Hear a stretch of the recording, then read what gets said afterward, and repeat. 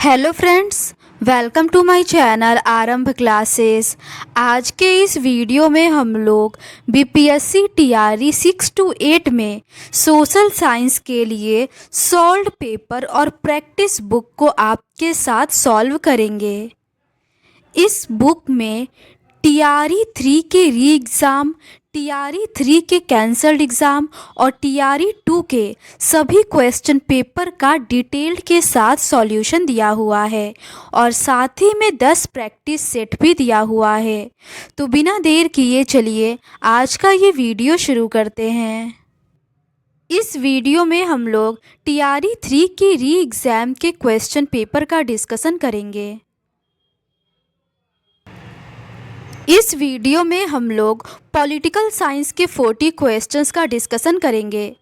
Question number 1 है, भारत में प्रत्येक नागरिक के मूल कर्तव्य हमारे संविधान में निम्न में से किस संवैधानिक संशोधन द्वारा जोड़े गए थे? इसका सही आंसर है ऑप्शन ए, 42वें संशोधन द्वारा। मौलिक कर्तव्यों का विचार रूस के संविधान से प्रेरित है। इसे 42वें संविधान संशोधन अधिनियम 1976 द्वारा स्वर्ण सिंह समिति की सिफारिशों पर संविधान के भाग 4A में शामिल किया गया था। मूल रूप से मौलिक कर्तव्यों की संख्या 10 थी।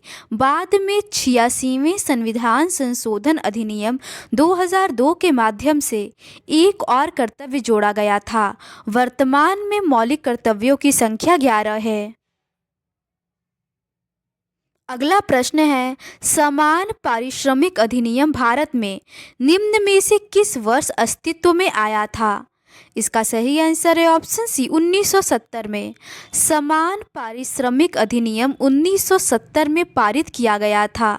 यह अधिनियम पुरुष और महिला श्रमिकों को समान प्रकृति के काम के लिए समान वेतन के भुगतान और स्थानांतरण, प्रशिक्षण और पदोन्नति आदि के मामलों में महिला कर्मचारियों के खिलाफ भेदभाव नहीं करने का प्रावधान करता है। अगला प्रश्न है, न्याय युद्ध के रूप में ज्ञात आंदोलन का हरियाणा में निम्न में से किस नेता द्वारा नेतृत्व किया गया था? इसका सही आंसर है ऑप्शन ए, देवीलाल द्वारा। चौधरी देवीलाल ने 1987 में हरियाणा में न्याय युद्ध आंदोलन का नेतृत्व किया। इसके साथ ही लोकदल नामक नए राजनीतिक दल का गठन किया।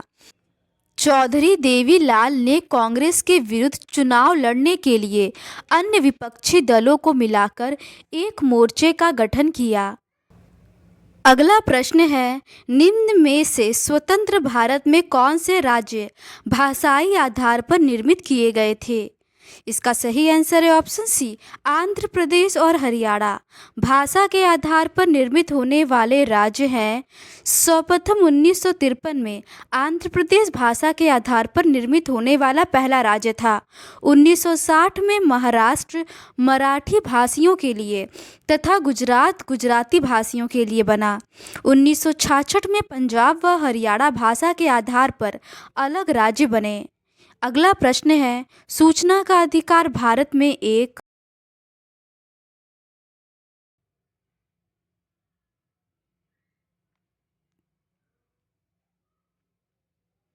इसका सही आंसर है ऑप्शन बी, मूल अधिकार है। सूचना का अधिकार भारतीय संविधान के अनुच्छेद 19(1) के तहत मौलिक अधिकार है। 1976 में राजनारायण बनाम उत्तर प्रदेश राज्य मामले में सुप्रीम कोर्ट ने फैसला सुनाया कि सूचना के अधिकार को अनुच्छेद 19 के तहत एक मौलिक अधिकार माना जाएगा। सुप्रीम कोर्ट ने कहा कि भारतीय लोकतंत्र में जनता मालिक है और उसे सरकार के कामकाज के बारे में जानने का अधिकार है। अगला प्रश्न है, निम्न में से ब्रिटिश भारत में वनोन्मूलन का प्रमुख कारण कौन सा था? इसका सही आंसर है ऑप्शन डी, उपर्युक्त में से एक से अधिक। ब्रिटिश भारत में वनोन्मूलन का प्रमुख कारण है, अंग्रेज जंगलों को जंगल मानते थे जिन्हें राज्य की आय बढ़ाने के लिए खेती के अंतर्गत लिया जाना था। उच्च मांग के कारण ब्रिटेन में जंगल खत्म हो रहे थे। इससे ब्रिटिश शाही नौसेना के लिए जहाज बनाने के लिए आवश्यक लकड़ी की समस्या पैदा हो गई। रेल मार्ग एवं इसके संजाल के प्रसार हेतु स्लीपरों की बढ़ती हुई आवश्यकता को पूरा करना। शाही जल सेना हेतु इमारती लकड़ी की आपूर्ति करना। ए और बी दोनों सही है।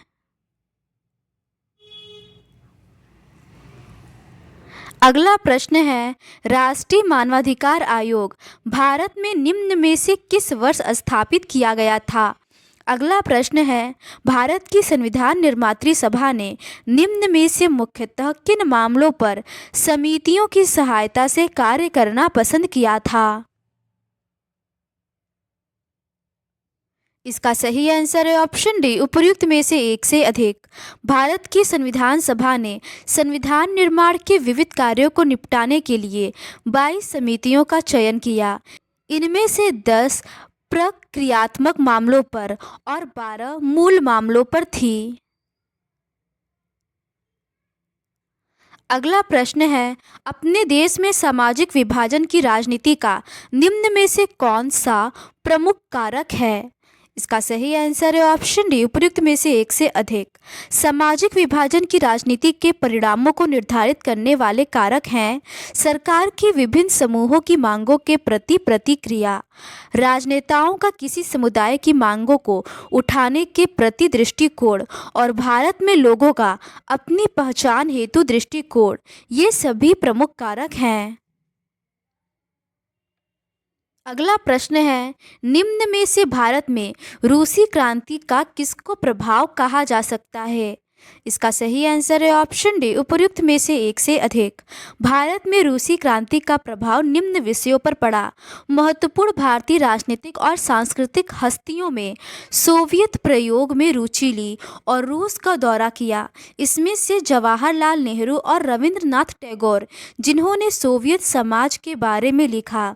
1920 के दशक में मध्य भारत में साम्यवादी दल का गठन होना, इसके सदस्य सोवियत कम्युनिस्ट पार्टी के संपर्क में रहे। हिंदी में आर.एस. अवस्थी द्वारा 1920-21 में रेड रिवॉल्यूशन पुस्तक का प्रकाशन किया। अगला प्रश्न है, निम्न में से भारत में मंडल आयोग के गठन के समय देश में कौन प्रधानमंत्री था? इसका सही आंसर है ऑप्शन सी, मोरारजी देसाई। मंडल आयोग, जिसे आधिकारिक तौर पर सामाजिक और शैक्षिक रूप से पिछड़ा वर्ग आयोग के रूप में जाना जाता है, की स्थापना 11 जनवरी 1979 को तत्कालीन प्रधानमंत्री मोरारजी देसाई के अधीन भारत सरकार द्वारा की गई थी। अगला प्रश्न है, निम्न में से भारत में धर्मनिरपेक्षता की कौन सी मौलिक विशेषता है? इसका सही आंसर है ऑप्शन ए, यह गत्यात्मक धर्मनिरपेक्षता है। भारत में धर्मनिरपेक्षता एक गत्यात्मक धर्मनिरपेक्षता है। भारत में परिवर्तन धर्मनिरपेक्षता का तात्पर्य है कि धर्मनिरपेक्षता एक कठोर या स्थिर सिद्धांत नहीं है, बल्कि एक अवधारणा है जो विविध भारतीय सांस्कृतिक, धार्मिक और सामाजिक ताने बाने की निरंतर बदलती गतिशीलता को समायोजित करने के लिए विकसित होती है। भारतीय संविधान में धर्मनिरपेक्षता को परिभाषित करते हुए 42वें संविधान संशोधन अधिनियम 1976 द्वारा प्रस्तावना में पंथ निरपेक्षता शब्द जोड़ा गया। अगला प्रश्न है, एक व्यक्ति एक वोट एक मूल्य के सिद्धांत का 2010 के दशक में निम्न में से किस देश द्वारा अनुकरण नहीं किया गया था? इसका सही आंसर है ऑप्शन डी, उपर्युक्त में से एक से अधिक। इस्टोनिया, फिजी तथा सऊदी अरेबिया में एक व्यक्ति एक वोट एक मूल्य के सिद्धांत का 2010 के दशक में अनुकरण नहीं किया गया था। अगला प्रश्न है, निम्न में से लोकसभा का कोरम कौन सा है? इसका सही आंसर है ऑप्शन ए, यह सदन की कुल संख्या का 1/10 है। संविधान द्वारा लोकसभा और राज्यसभा दोनों के लिए कोरम हेतु सदस्यों की संख्या का कुल 1/10 होना चाहिए। इस प्रकार लोकसभा की बैठक के संचालन हेतु कम से कम 55 सदस्य, जबकि राज्यसभा की बैठक के संचालन के लिए कम से कम 25 सदस्य उपस्थित होने चाहिए। अगला प्रश्न है, भारत के संविधान में वाक्यांश राज्यों का संघ निम्न में से किसे स्पष्ट करता है? इसका सही आंसर है ऑप्शन डी, उपर्युक्त में से एक से अधिक। भारतीय संविधान के अनुच्छेद 1 में कहा गया है कि भारत अर्थात इंडिया राज्यों का संघ है। भारतीय संघ कनाडाई संघ की तरह है। भारतीय संघ किसी समझौते का परिणाम नहीं है। राज्यों को संघ के विच्छेद होने का अधिकार प्राप्त नहीं है। भारतीय संघ के बारे में कहा जाता है कि यह विनाशी राज्यों का अविनाशी संघ है। अगला प्रश्न है, स्वतंत्रता के समय निम्न में से किसने रियासतों को भारत में शामिल होने हेतु मनाने का कार्य किया था? इसका सही आंसर है ऑप्शन ए, सरदार वल्लभ भाई पटेल ने। स्वतंत्रता के समय भारत के पहले उप प्रधानमंत्री सरदार वल्लभ भाई पटेल ने राजनीतिक तकरार और बल संयोजन का उपयोग करके रियासतों के गणराज्यों को एकीकृत किया। अगला प्रश्न है, धन विधेयक राज्यसभा में भारत के अंतर्गत पुनः स्थापित नहीं किया जा सकता है। यह प्रावधान भारत के संविधान के किस अनुच्छेद में पाया जाता है? इसका सही आंसर है ऑप्शन है, अनुच्छेद 110 में। भारतीय संविधान के अनुच्छेद 110 के तहत धन विधेयक सर्वप्रथम लोकसभा में ही प्रस्तुत किया जा सकता है। उसके बाद यह राज्यसभा में प्रस्तुत किया जाता है। राज्यसभा को 14 दिनों के अंदर उसे स्वीकृति देनी होती है, अन्यथा इसे राज्यसभा द्वारा पारित माना जाएगा। अनुच्छेद 109 में धन विधेयकों के मामले में विशेष प्रक्रिया का प्रावधान है। अनुच्छेद 111 में विधेयकों पर राष्ट्रपति के वीटो का प्रावधान है। अगला प्रश्न है, भारतीय राष्ट्रवाद निम्न में से किस तत्व को अपने में मुख्यतः समाहित रखता है? इसका सही आंसर है ऑप्शन डी, उपर्युक्त में से एक से अधिक। भारतीय राष्ट्रवाद में निम्न तत्व समाहित है। राष्ट्रवाद लोगों में राष्ट्रीय भावना की पहचान को बढ़ाता है। यह देश के लोगों में स्वयं के लिए शासन करने की इच्छा को बढ़ाता है। यह देश के लोगों में गर्व एवं एकता की भावना को विकसित करता है। ए, बी और सी तीनों सही है। अगला प्रश्न है, भारत में सामान्य निर्वाचन में एक प्रत्याशी हेतु शैक्षणिक योग्यताओं के अभाव के संदर्भ में निम्न में से कौन सा कथन सही है? इसका सही आंसर है ऑप्शन डी, उपर्युक्त में से एक से अधिक। भारत में सामान्य निर्वाचन में एक प्रत्याशी हेतु शैक्षणिक योग्यताओं के अभाव के संदर्भ में निम्न कथन सत्य हैं। विधायिका के सदस्य हेतु उपर्युक्त योग्यताएं लोगों की समस्याओं एवं हितों को समझना है, जिसे प्रत्येक 5 वर्ष के बाद मतदाताओं द्वारा परीक्षित किया जाता है। विधायिका के सदस्य हेतु शैक्षणिक योग्यताओं का निर्धारण मतदाताओं के बहुमत को चुनाव लड़ने के अधिकार से वंचित कर सकता है। ए और बी सही है। अगला प्रश्न है, निम्न में से कौन सी व्यवस्था प्रत्येक व्यक्ति को अपना स्वयं का उत्पीड़क होने का अधिकार प्रदान करती है? इसका सही आंसर है ऑप्शन बी, लोकतंत्र। लोकतंत्र एक ऐसी व्यवस्था है जो प्रत्येक व्यक्ति को अपना स्वयं का उत्पीड़क होने का अधिकार प्रदान करती है। अगला प्रश्न है, राज्यों में निर्वाचनों की आवश्यकता के संदर्भ में निम्न में से कौन सा कथन सही है? इसका सही आंसर है ऑप्शन डी, उपर्युक्त में से एक से अधिक। निर्वाचन शासक दल के विरुद्ध मतदान करने का असंतुष्ट लोगों को अवसर प्रदान करती है। निर्वाचन शासन की नीतियों में परिवर्तनों को नेतृत्व प्रदान कर सकते हैं। बी और सी सही है। अगला प्रश्न है, भारत की संविधान निर्मात्री सभा की सलाहकार समिति निम्न में से किन कार्यों के लिए स्थापित की गई थी? इसका सही आंसर है ऑप्शन डी, उपर्युक्त में से एक से अधिक। भारतीय संविधान सभा ने संविधान निर्माण के विविध कार्यों से निपटने के लिए 22 समितियों का चयन किया। इनमें से 10 प्रक्रियात्मक मामलों और 12 मूल मामलों पर थी।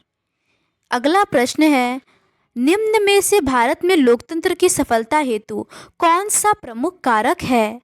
इसका सही आंसर है ऑप्शन डी, उपर्युक्त में से एक से अधिक। भारत में लोकतंत्र की सफलता हेतु प्रमुख कारक हैं संविधान द्वारा प्रदत्त स्तर तथा अवसर की समानताएं। 73वें और 74वें संवैधानिक संशोधन द्वारा स्थानीय स्वशासन का सशक्तिकरण किया जाता है। लिखित संविधान तथा देश के सभी नागरिकों हेतु नागरिक स्वतंत्रताएं।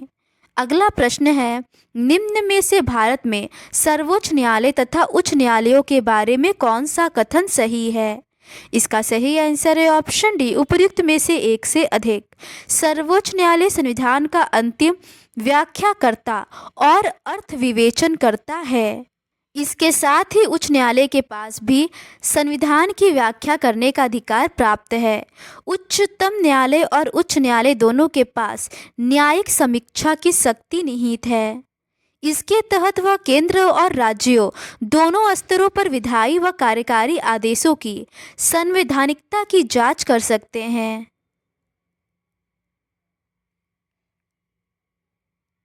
अगला प्रश्न है, निम्न में से भारत में लोकतंत्र की मुख्य चुनौती कौन सी है?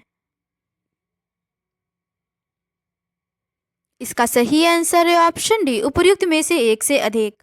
भारत में लोकतंत्र के समक्ष मुख्य चुनौती है स्थानीय शासनों के लिए और अधिक शक्ति को सुनिश्चित करना, देश में लोगों की सहभागिता एवं नियंत्रण में सहायक से स्थानों को सशक्त करना, राजनीतिक व्यवस्था में महिलाओं और अल्पसंख्यकों को उचित समावेश सुनिश्चित करना। अगला प्रश्न है, भारत के संविधान की प्रस्तावना को निम्न में से किसके द्वारा राजनीतिक कुंडली बतलाया गया है? इसका सही आंसर है ऑप्शन ए, के.एम. मुंशी द्वारा। के.एम. मुंशी के द्वारा प्रस्तावना को राजनीतिक कुंडली बताया गया है। अर्नेस्ट बार्कर ने प्रस्तावना को संविधान का कुंजी नोट कहा है। ठाकुर दास भार्गव ने प्रस्तावना को संविधान की आत्मा कहा है। अगला प्रश्न है, राज्यसभा में सीटों के आवंटन हेतु प्रावधान भारत के संविधान की किस अनुसूची में सन्निहित है? इसका सही आंसर है ऑप्शन ए, चतुर्थ अनुसूची में। संविधान की चौथी अनुसूची के अंतर्गत विभिन्न राज्यों और संघ राज्य क्षेत्रों के लिए सीटों के आवंटन का प्रावधान है। दूसरी अनुसूची में वेतन एवं भत्तों का प्रावधान है। छठवीं अनुसूची में असम, मेघालय, त्रिपुरा, मिजोरम राज्यों के जनजातीय क्षेत्रों के प्रशासन के बारे में प्रावधान किया गया है। अगला प्रश्न है, राजा राममोहन राय निम्न में से किस क्रांति की विरासतों से मुख्यतः बहुत प्रभावित थे और उन्होंने राष्ट्र राज्य के निर्माण हेतु कार्य करना शुरू कर दिया था? इसका सही आंसर है ऑप्शन बी, फ्रांसीसी क्रांति की विरासतों से। राजा राममोहन राय फ्रांसीसी क्रांति की विरासतों से मुख्यतः प्रभावित थे। उन्होंने उससे प्रभावित होकर राष्ट्र राज्य के निर्माण हेतु कार्य करना शुरू कर दिया था। अगला प्रश्न है, भारत के राजनीतिक दलों की सूची 1 को उनके स्थापना वर्ष की सूची 2 से सुमेलित कीजिए तथा सूचियों के नीचे दिए गए कूट से सही उत्तर का चयन करें। सूची 1 में राजनीतिक दलों के नाम और सूची 2 में उनकी स्थापना का वर्ष दिया हुआ है।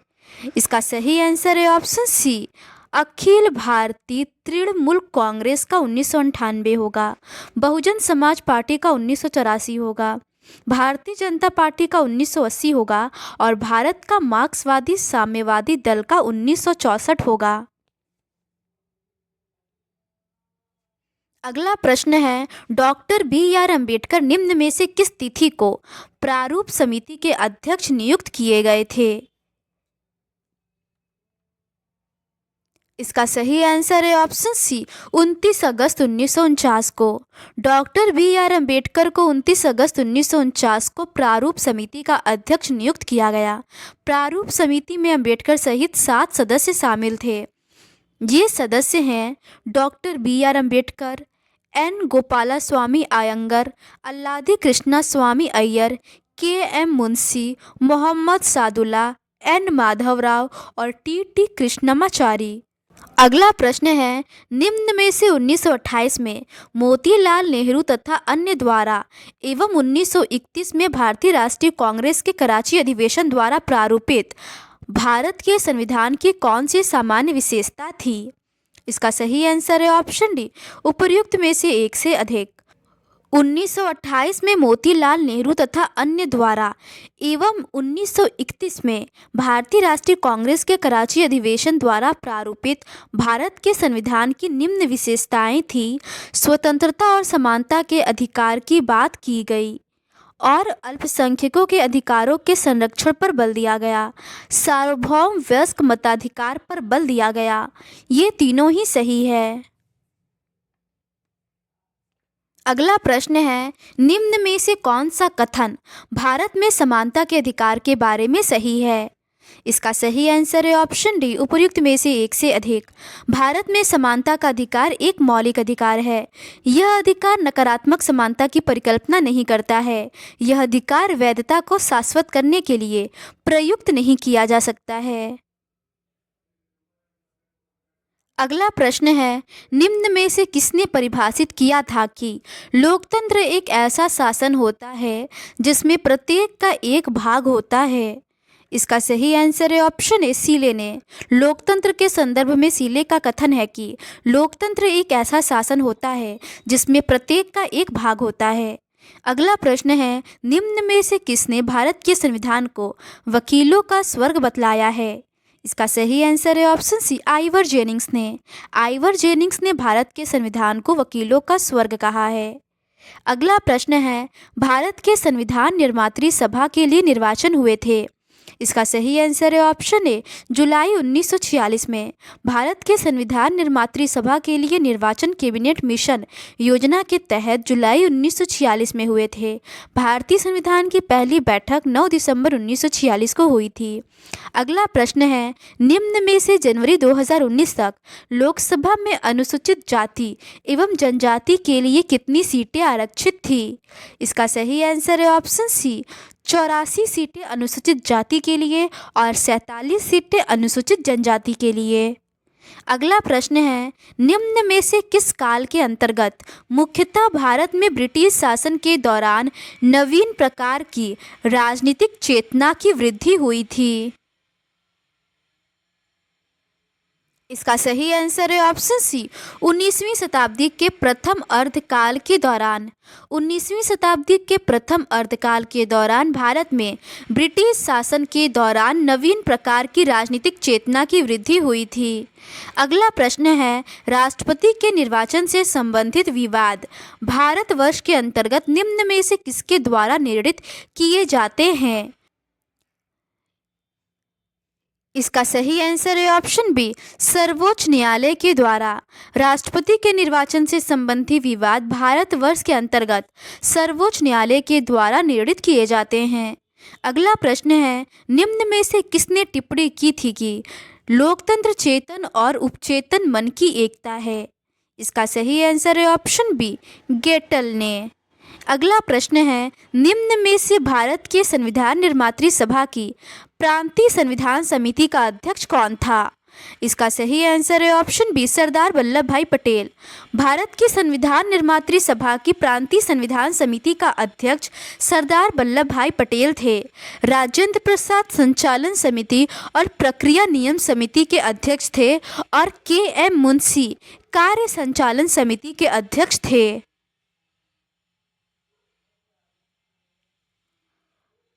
तो आज के इस वीडियो में बस इतना ही।